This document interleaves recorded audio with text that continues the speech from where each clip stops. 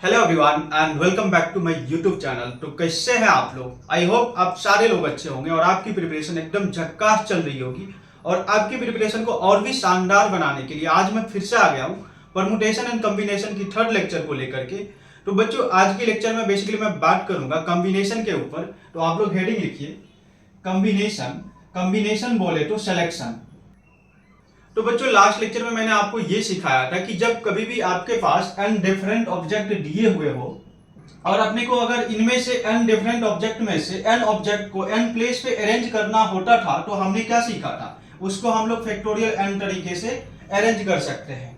और वहीं पे मैं आपको ये भी बताया था कि जब आपके पास n डिफरेंट ऑब्जेक्ट हो और इनमें से अपने को r ऑब्जेक्ट को rth प्लेस पे अरेंज करना हो, तो उसका जो तरीका होता था npr। तो आज की क्लास में जो हम लोग चर्चा करने वाले हैं इसी चीज को करेंगे, बट यहाँ पे क्या होगा, हम अरेंज नहीं करेंगे, चीजों को सेलेक्ट करेंगे। लाइक यहाँ पे क्या होगा कि अपने पास n डिफरेंट ऑब्जेक्ट होगा और उसमें से क्या करेंगे, r ऑब्जेक्ट को सेलेक्ट करेंगे या फिर हम सारे ही ऑब्जेक्ट को सेलेक्ट करेंगे। तो सेलेक्ट करने का टोटल क्या तरीका होगा, बेसिकली इसकी चर्चा करेंगे आज की क्लास में। और इसमें भी हम लोग मेनली इस वाले पार्ट की चर्चा करेंगे। तो चलिए आज की क्लास को स्टार्ट करते हैं। तो मान लीजिए आपके पास ये तीन different object A1, A2 and A3 दिया हुआ है और इनमें से मैं ये बोल रहा हूं कि आप इन तीन में से तीनों का तीन ऑब्जेक्ट सेलेक्ट कर लो, मतलब सारे ही ऑब्जेक्ट को सेलेक्ट कर लो। तो सारे ऑब्जेक्ट को सेलेक्ट करने का क्या तरीका होगा? देखो, आपके पास तीन डिफरेंट ऑब्जेक्ट है और इनमें से तीनों को ही सेलेक्ट करना है, तो एक ही तरीका होगा ना कि आप तीनों ही ऑब्जेक्ट को ले लो। तो इस केस में इसका आंसर क्या हो जाएगा? सिर्फ एक ही तरीका होगा, वन वे। इसी तरह मैं इस केस की बात करूं तो यहाँ पे आपके पास क्या हो गया, यही तीन different object A1, A2, A3 हो गया और इनमें से आपको दो ऑब्जेक्ट को सेलेक्ट करना है। तो दो ऑब्जेक्ट को सेलेक्ट करना है मतलब आप बॉक्स फिलिंग वाली मेथड का यूज करोगे। तो आप कुछ ऐसा बोल सकते हो कि इसको रखने का क्या तरीका होगा, इन तीन में से कोई सा भी एक ऑब्जेक्ट हम इसके लिए सेलेक्ट कर सकते हैं, तो इसका तीन तरीका होगा। वहीं पे अब हमारे पास कितना ऑब्जेक्ट बचेंगे, दो ऑब्जेक्ट और एक प्लेस। तो दो में से कोई सा भी एक ऑब्जेक्ट यहाँ आ सकता है, तो ये 2 हो गया। और टोटल तरीके की बात करें तो 3 इंटू 2 ये 6 आ जाएगा। तो ऐसा करके देखोगे तो टोटल 6 तरीके से आप चीजों को सेलेक्ट कर सकते हो।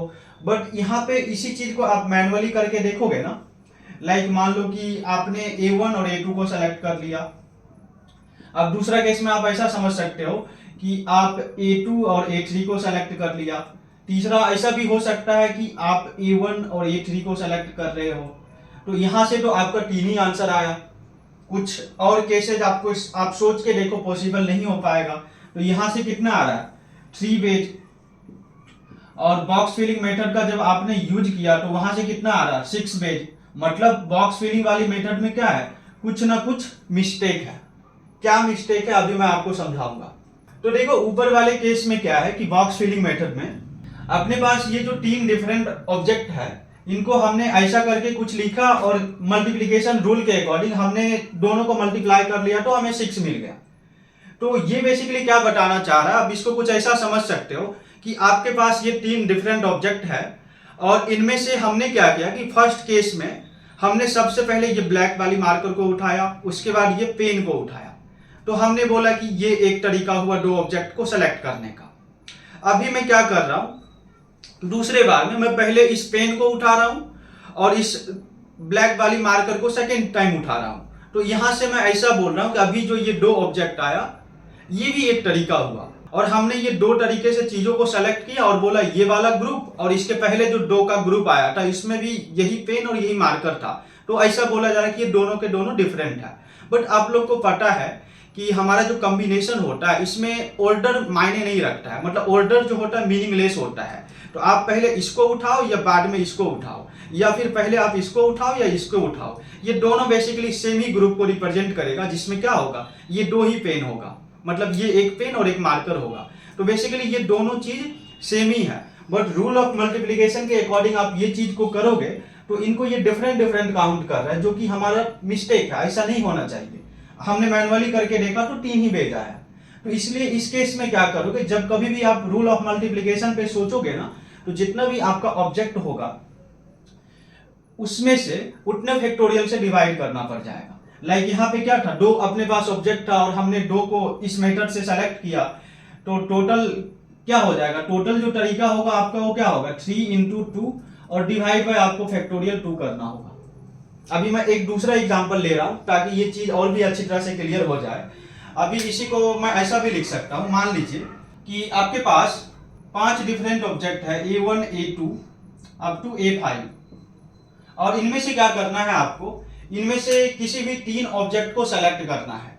तो देखो सारे ऑब्जेक्ट को सेलेक्ट करना होता तो उसका तो एक ही तरीका होगा, 5 है 5 को ले लो तो 1 वे हो जाएगा। तो इस केस में तो एक ही आंसर आने वाला है, बट मैं इस केस की बात करूं कि इस 5 ऑब्जेक्ट में से 3 ऑब्जेक्ट को सेलेक्ट करो, तो इसका तरीका क्या हो जाएगा, आप ऐसा फिर से बॉक्स फिलिंग वाली मेथड का यूज करोगे तो यहाँ पे 3 ऑब्जेक्ट है, इस प्लेस पे रखने का क्या तरीका होगा, इस 5 में से कोई सा भी एक ऑब्जेक्ट आ सकता है। इसकी बात करें तो इसमें बचा हुआ 4 ऑब्जेक्ट में से कोई सा भी एक ऑब्जेक्ट आ सकता है, और इस केस की बात करें तो जो हमारा 3 ऑब्जेक्ट बच रहा है उनमें से कोई सा भी एक हो सकता है। तो लाइक यहाँ से आपको क्या मिला, 5 multiplied by 4 multiplied by 3, but हमने 3 ऑब्जेक्ट को सेलेक्ट किया, तो फिर से वही जो अभी मैं ये वाला एग्जांपल करके दिखाया था, तो 3 सेम ही ग्रुप को उसने अलग अलग काउंट किया होगा। तो इसलिए हमें क्या करना पड़ेगा, जैसे कि यहाँ पे हमने फैक्टोरियल 2 से डिवाइड किया था, तो यहाँ पे क्या करना पड़ेगा, फैक्टोरियल 3 से डिवाइड। तो इस केस में बेसिकली चीजों को हम लोग कुछ इस तरह से करते हैं। इसी को अब जनरलाइज करना है। जनरलाइज करना है मतलब आप इसको ऐसा समझ लो, देखो इस केस में तो हमेशा आंसर वो नहीं आएगा, इसलिए इसको मैं डिस्कस ही नहीं करता हूँ, क्योंकि आप लोग को समझ में आ ही चुका है कि अपने पास जब n डिफरेंट ऑब्जेक्ट होगा और उनमें से सारे ही ऑब्जेक्ट को लेना होगा तो उसका सिर्फ एक ही तरीका होगा। अभी यहाँ पे क्या है कि अपने पास n डिफरेंट ऑब्जेक्ट है, आप इसको समझने के लिए ऐसा कुछ समझ सकते हो A1 A2 up to AN, और इनमें से अपने को क्या करना है, इनमें से R ऑब्जेक्ट को सेलेक्ट करना है।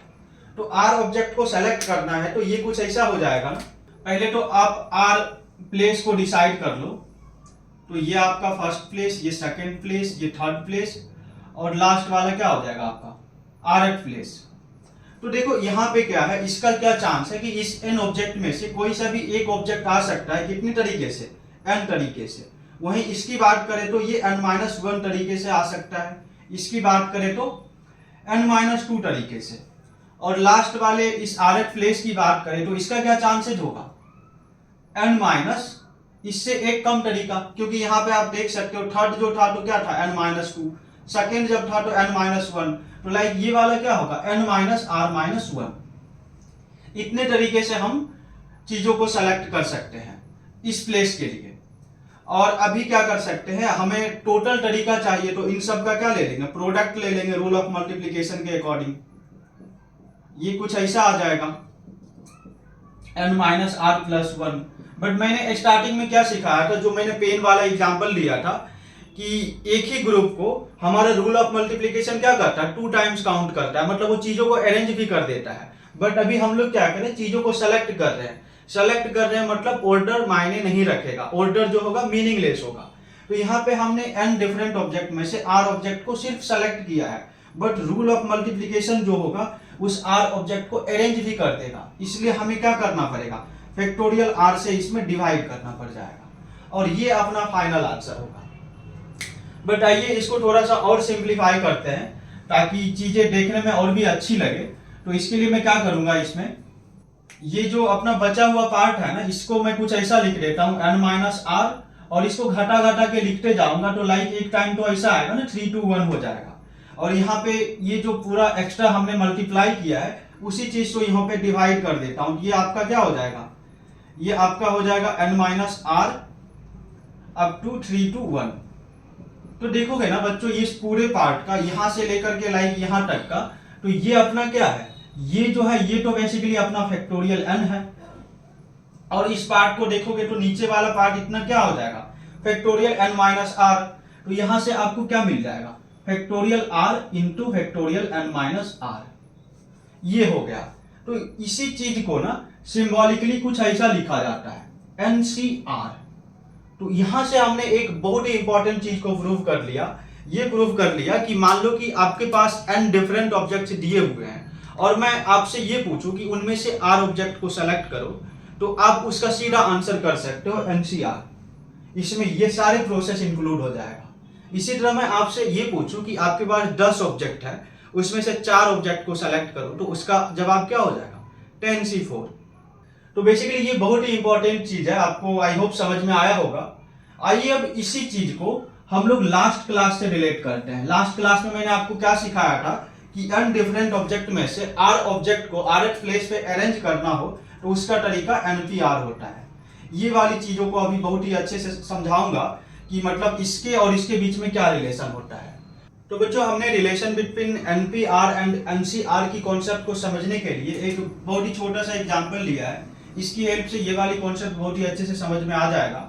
तो देखो, बेसिकली यहाँ पे क्या बोला जा रहा है कि आपके पास ये टोटल 7 डिजिट्स दिए हुए हैं और इनकी हेल्प से अपने को क्या बनाना है? 4 डिजिट का एक नंबर बनाना है, और इस 4 डिजिट का टोटल कितने नंबर्स बनेंगे ये हमें बताना है। तो देखो, इसको करने का 2-3 तरीका अब अपने पास है। जैसे फर्स्ट तरीका की बात करें तो आप मेथड 1 ऐसा समझ सकते हो कि अपने पास क्या है, ये 7 डिजिट्स है और इसमें से अपने को 4 डिजिट को लेकर के एक नंबर बनाना है। तो देखो, अगर मैं बॉक्स फिलिंग मेथड की बात करूं तो यहां से क्या हो सकता है? ये तो वही बात हो गई ना, अपने पास 7 डिजिट है और इसमें से 4 डिजिट को यूज करना है।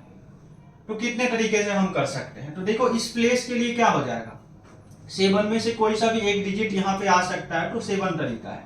वहीं पे इसकी बात करें तो 6 होगा, इसकी बात करें तो 5 होगा और इसकी बात करें तो 4 हो जाएगा।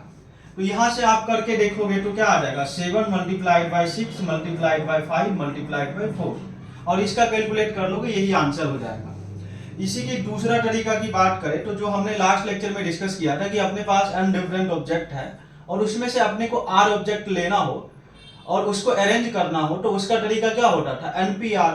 तो यहाँ पे भी तो सेम चीज है ना कि 7 ऑब्जेक्ट है और उसमें से 4 ऑब्जेक्ट को लेकर के उसको अरेंज करना है। तो यहाँ से करोगे तो ये क्या आ जाएगा, 7P4, और इसको सॉल्व करोगे तो ये तुम्हारा हो जाएगा factorial 7 divide by factorial 7 minus 4। ये हो जाएगा तुम्हारा फैक्टोरियल 7 डिवाइड बाय फैक्टोरियल 3 के इक्वल, और इसको सॉल्व करोगे तो ये क्या आ जाएगा, 7 into 6 into 5 into 4 multiplied by factorial 3, और यहाँ पे भी क्या है, फैक्टोरियल 3, और इनको कैंसिल कर लोगे तो वापस से वही रिजल्ट मिल जाएगा। अभी इसका एक तीसरा तरीका भी अभी जस्ट हमने सीखा कि वहां पे मैंने आपको क्या सिखाया था कि आपके पास n डिफरेंट ऑब्जेक्ट्स अगर दिए रहे और उनमें से r ऑब्जेक्ट को सेलेक्ट करना हो तो आप सीधा सीधा NCR बोलो। तो यहाँ पे क्या है कि अपने पास 7 ऑब्जेक्ट है और इनमें से 4 ऑब्जेक्ट को लेकर के उसको 4 प्लेस पे अरेंज करना है। तो पहले मैं सेलेक्ट कर लेता हूँ चीजों को। तो सेलेक्ट करेंगे तो क्या हो जाएगा, 7 में से 4 ऑब्जेक्ट को सेलेक्ट करना है, लाइक ये 7C4 हो जाएगा। तो ये स्टेप 1 हुआ, हमने चीजों को सेलेक्ट किया। अभी क्या करना है, जो चीज आपने सेलेक्ट किया है उसको 4 प्लेस पे आपको अरेंज भी करना है। लाइक जो यहाँ पे है ये इधर से इधर करो, इधर से उधर करो, मतलब बेसिकली अरेंज करना है। तो हमने आपको क्या सिखाया था कि अगर आपके पास n डिफरेंट ऑब्जेक्ट हो और उसको n प्लेस पे अरेंज करना हो तो उसका आंसर क्या होता है, फैक्टोरियल n। तो यहाँ पे आपने 4 ऑब्जेक्ट को सिर्फ सेलेक्ट किया और इस 4 ऑब्जेक्ट को आपको 4 प्लेस पे वापस से अरेंज भी करना है। तो इसका क्या तरीका होगा, फैक्टोरियल 4, और इन दोनों का जो प्रोडक्ट होगा ये अपना फाइनल आंसर होगा। तो यहाँ से आप क्या बोलोगे, 7C4। फर्स्ट स्टेप में हमने चीजों को सेलेक्ट किया, सेकेंड स्टेप में क्या कर दिया, अरेंज कर दिया, और ये भी क्या हो जाएगा, ये भी वही इसी के इक्वल आएगा। अब चाहे तो करके देख सकते हो। 7C4 को अभी मैं क्या लिख सकता हूँ, फैक्टोरियल 7 डिवाइड बाय फैक्टोरियल 4, और ये क्या हो जाएगा, फैक्टोरियल 7 माइनस 4। अभी पिछले वाले अभी जस्ट मैंने ये फॉर्मूला डिस्कस किया था ना, NCR, ये किसके इक्वल होता था, factorial n divide by factorial r multiplied by factorial n minus r। तो इसका यूज करके अगर मैं इसको लिखूं तो ये कुछ ऐसा आ जाएगा ना, 7 माइनस 4 बोले तो फैक्टोरियल 3, और यहाँ पे क्या होगा, फैक्टोरियल 4।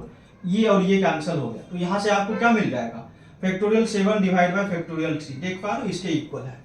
तो बेसिकली बच्चों, इस एग्जाम्पल की हेल्प से हमने क्या कंक्लूड किया कि हमने ये सीखा कि हमारा जो रिजल्ट NCR होता है और इसी में अगर फैक्टोरियल r से मल्टीप्लाई कर दे तो ये किसके इक्वल हो जाता है, ये NPR के इक्वल हो जाता है।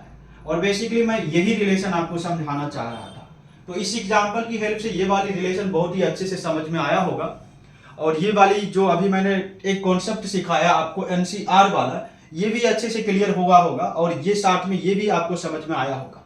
तो चलिए बच्चों, अब इस पे बेस्ड कुछ इंपॉर्टेंट प्रॉब्लम को सॉल्व करते हैं। पहले मैं कुछ बेसिक क्वेश्चंस को सॉल्व करूंगा, उसके बाद जेईई में जो पूछे गए क्वेश्चंस है उसको भी सॉल्व करूंगा। तो चलिए स्टार्ट करते हैं। तो देखो बच्चों, फर्स्ट प्रॉब्लम आपका कुछ इस टाइप से है, इसको आप नोट डाउन कीजिए और खुद से इसको सॉल्व करने की ट्राई कीजिए, क्योंकि ये बहुत ही आसान प्रॉब्लम है। अभी अभी मैंने आपको इसका कॉन्सेप्ट सिखाया, और अगर आपसे नहीं हो पाता तो आप हमारे साथ इसको सॉल्व कीजिएगा। आई होप सबने ट्राई किया होगा, कुछ का आंसर भी आ गया होगा। जिनका नहीं आया आप मेरे साथ इनको सॉल्व कीजिए। तो इसमें बेसिकली आपसे क्या बोला जा रहा है कि अपने पास 12 वैकेंसीज है। कितने वैकेंसीज है? 12। और इस 12 वैकेंसी को फिल आउट करने के लिए अपने पास टोटल 25 कैंडिडेट्स हैं। और इस 25 कैंडिडेट में जो है, इसमें से क्या है, 5 कैंडिडेट जो है वो एससी कैटेगरी का है, मतलब शेड्यूल कास्ट है। और बाकी जो बचा हुआ अपना ये 20 कैंडिडेट्स है, ये कोई से भी कैटेगरी से हो सकता है, जनरल मतलब कुछ भी इसमें से हो सकता है। तो यहाँ पे ऐसा बोला जा रहा है, ये जो अपना 12 वैकेंसी है ना, इसमें से जो 3 सीट्स है वो एससी कैंडिडेट के लिए रिजर्व है, बाकी जो अपना 9 पोजीशन है वो सभी के लिए ओपन है। तो अपने को इस जो वैकेंसी है, इस रिक्वायरमेंट को पूरा करना है। तो इसको पूरा करने का टोटल कितना तरीका होगा, बेसिकली आपसे ये पूछा जा रहा है। तो देखो, मैंने प्रॉब्लम को समराइज कर दिया। तो अभी आप देखोगे ना, तो इस 12 पोजीशन को फिल करने के लिए अपने को क्या चाहिए, 3 एससी कैंडिडेट चाहिए और 9 कोई सा भी ओपन कैंडिडेट, मतलब इस वाले में से चाहिए। देखो, अभी मैं और भी अच्छी तरह से समझा रहा हूँ, ये चीजें और भी अच्छे से क्लियर हो जाएगा। पहले आप ऐसा समझ लो कि हमें जो ये 3 कैंडिडेट एससी कैटेगरी से चाहिए, तो इसके लिए अपने पास टोटल कितने कैंडिडेट है शेड्यूल कास्ट में। तो टोटल देखोगे तो टोटल 5 कैंडिडेट है, और 5 में से अपने को कितना लेना है, 3। तो हमने अभी अभी सिखाया कि जब आपके पास n डिफरेंट ऑब्जेक्ट हो और उनमें से r ऑब्जेक्ट को सेलेक्ट करना हो, तो उसका तरीका क्या होता है, NCR।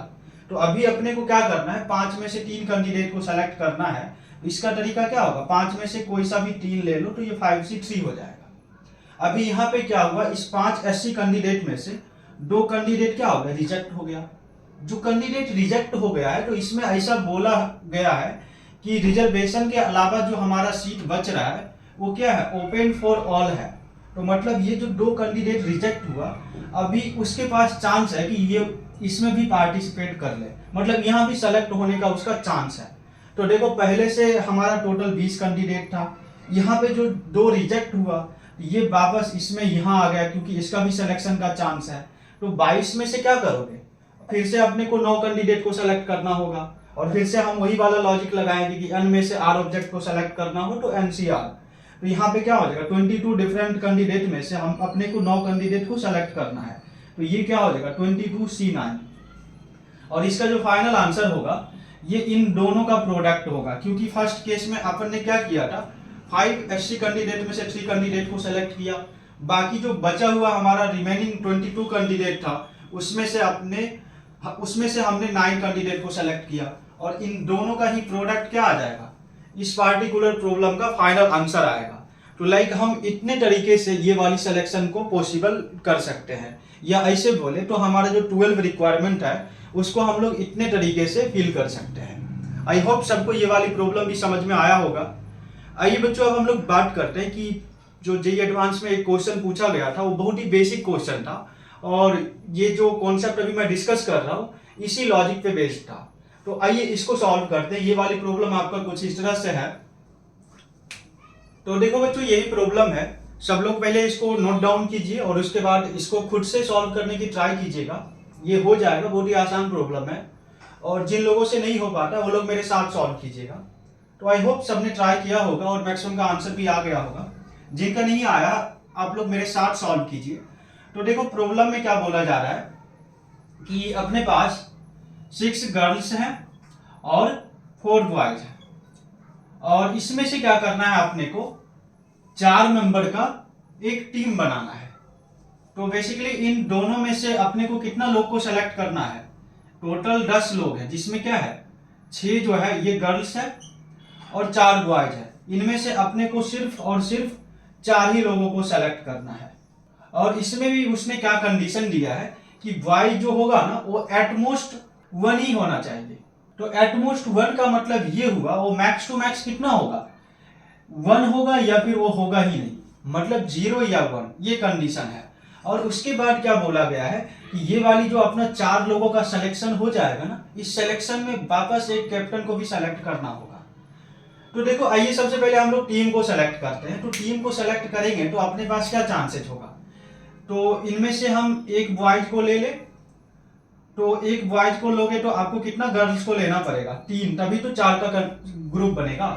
और इधर से आप एक भी नहीं लोगे बॉयज, तो मतलब चारों का 4 आपको इधर से ही लेना पड़ जाएगा। और यहाँ से आप ये करके देखोगे ना, तो 6 में से 3 लोगों को सेलेक्ट करने का क्या तरीका होगा, 6C3, और 4 में से एक लोगों को सेलेक्ट करने का तरीका 4C1 होगा। ऐसा करेंगे तो हमारा जो टीम है ये बन जाएगा। या फिर हम लोग कुछ इस तरह से सेलेक्ट करें तब भी तो हमारा टीम बन जाएगा, चारों का चारों गर्ल्स ले लेंगे और बॉयज को एक भी नहीं लेंगे, तब भी टीम बन जाएगा। तो मतलब आप ये कर लो या फिर ऐसा वाला सिलेक्शन करो। तो इसका टोटल तरीका क्या होगा, ये प्लस ये। तो इसलिए यहां से हम लोग क्या लिखेंगे, 6 में से 4 लोगों को सेलेक्ट करने का तरीका 6C4 हो जाएगा। 4 में से एक भी लोगों को नहीं सेलेक्ट करेंगे, मतलब 0 बॉयज आएंगे, तो ये 4C0 हो जाएगा। तो आप ऐसा करो या ऐसा करो, इससे होगा क्या, यहां से अपने को क्या मिल गया, 4 लोगों का टीम मिल गया। अब इस टीम में क्या करना है, जो हमने ये 4 लोगों को सेलेक्ट किया, इसमें से किसी एक को सेलेक्ट करके हमें क्या बनाना पड़ेगा, उसको कैप्टन बनाना पड़ेगा इस टीम को, तब जाके हमारा जो वर्क है वो कंप्लीट होगा। तो इस 4 में से किसी एक को कैप्टन बना दो 4C1 पेज से। तो बच्चों आप इस वाले पार्ट को कैलकुलेट करोगे ना, तो ये क्या आ जाएगा, 380 के इक्वल आ जाएगा। तो आप देख पा रहे हो ये जो अपना जेईई एडवांस की प्रॉब्लम है, इसको हमने बहुत ही इजीली सॉल्व कर लिया। तो देखो ये तभी पॉसिबल हो पाएगा जब आप चीजों को अच्छी तरह से समझ पाओगे। यहाँ पे आप लोगों ने कॉन्सेप्ट को बहुत ही अच्छी तरह से समझ लिया, तो देख पा रहे हो ये वाली प्रॉब्लम भी बहुत ही इजीली हो जा रहा है। तो इसी तरह की और भी अभी क्वेश्चंस का प्रैक्टिस करेंगे, तो आप लोग इसको नोट डाउन कीजिए। तो आइए बच्चों हम लोग नेक्स्ट प्रॉब्लम को सॉल्व करते हैं। और हमारा अगला प्रॉब्लम कुछ इस तरह से दिया हुआ है, पहले आप लोग इसे नोट डाउन करके अच्छी तरह से पढ़ लीजिए और खुद से सॉल्व करने की ट्राई कीजिए। और आपसे हो जाए तो इसका आंसर आप हमें कमेंट बॉक्स में टाइप करके बता सकते हैं। और जिन लोगों से नहीं हो रहा है वो लोग मेरे साथ इसको सॉल्व कीजिएगा।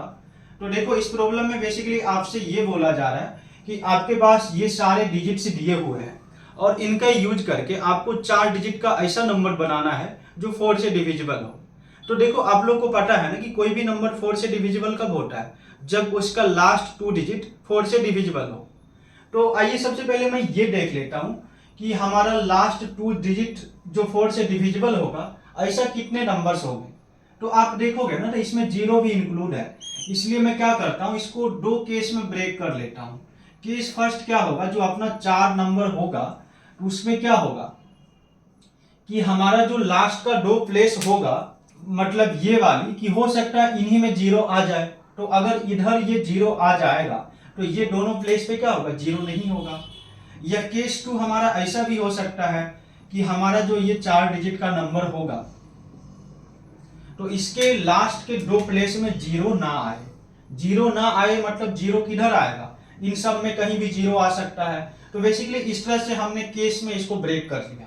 तो आइए फर्स्ट केस पे सोचते हैं कि जब हमारा लास्ट 2 डिजिट में क्या हो, 0 हो। 0 हो तो मतलब हमारा ऐसा कितने नंबर होंगे जो इनमें वो 4 से डिविजिबल बन जाएंगे। तो देखो पहला देखोगे तो आपका 01 होगा नहीं, 02 होगा नहीं, 03 भी नहीं होगा, तो एक नंबर आपका 04 होगा।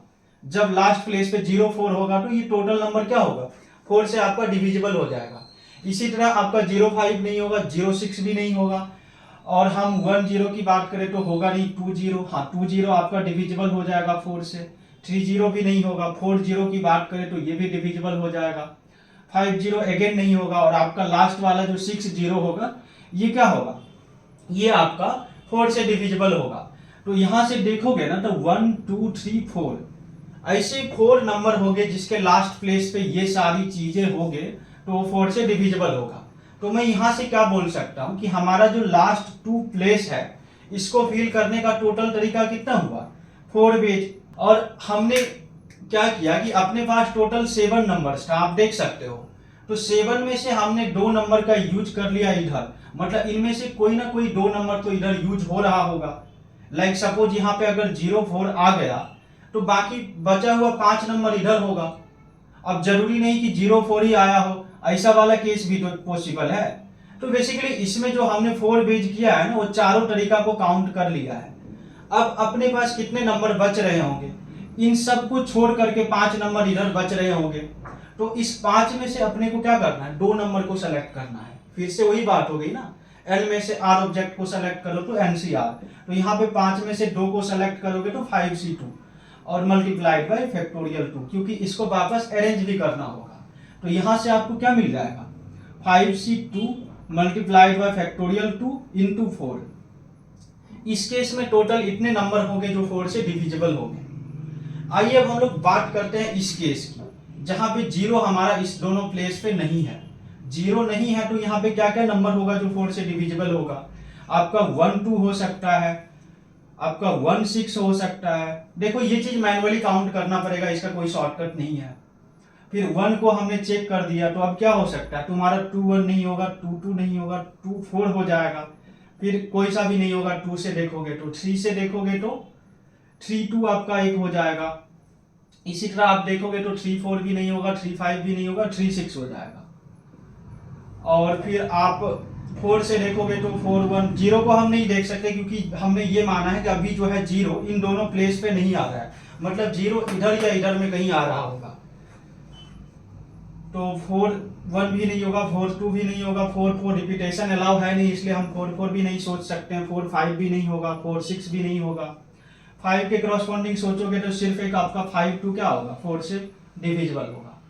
5 4 नहीं होगा, 5 6 आपका एक आ जाएगा। और 6 के क्रॉसपॉन्डिंग सोचोगे तो सिर्फ और सिर्फ आपका 6 4 होगा। तो यहाँ पे देख रहे हो कितना पेयर मिल गया, 1 2 3 4 5 6 7 8। मतलब इन लास्ट 2 प्लेस को फिल करने का टोटल तरीका क्या आया, 8 वेज। और फिर से हमने क्या किया कि 7 में से हमने 2 नंबर इधर यूज कर लिया। तो इन दोनों प्लेस को भरने के लिए क्या नंबर बच रहे हैं, 5 नंबर बच रहे हैं। उन 5 में से इस प्लेस पे 0 नहीं आ सकता, क्योंकि अगर यहाँ पे 0 आ जाएगा तो 3 डिजिट का ही नंबर होगा। तो 5 में से कोई 4 ही नंबर आएगा, इसको भरने का 4 तरीका।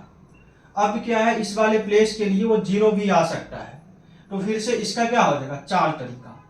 और टोटल तरीका क्या हो जाएगा, 4 इंटू 8। और इन सब का जो प्रोडक्ट आएगा और यहां से जो इसका प्रोडक्ट आएगा, इन दोनों का सम ही अपना क्या हो जाएगा, आंसर हो जाएगा। और आई होप आज की क्लास में मैंने जितना भी चीज समझाया और जो भी प्रॉब्लम डिस्कस किया, सारे लोगों को ये चीज बहुत ही अच्छी तरह से समझ में आया होगा। तो बच्चों इसी तरह की और भी इंटरेस्टिंग वीडियो को देखने के लिए और कॉन्सेप्ट को अच्छी तरह से समझने के लिए आप हमारे चैनल को सब्सक्राइब कर सकते हो और अपने फ्रेंड्स के साथ शेयर भी कर सकते हो। And thank you so much for watching this video. चलिए मिलते हैं हम लोग नेक्स्ट लेक्चर में, और नेक्स्ट लेक्चर में हम लोग बात करेंगे ज्योमेट्री प्रॉब्लम के ऊपर। चेस बोर्ड टाइप की जो प्रॉब्लम होता है उसको कैसे सॉल्व करते हैं, ये सब टाइप बेसिकली डिस्कस करेंगे। तो तब तक के लिए आप हमारे साथ बने रहिए, मिलते हैं नेक्स्ट लेक्चर में।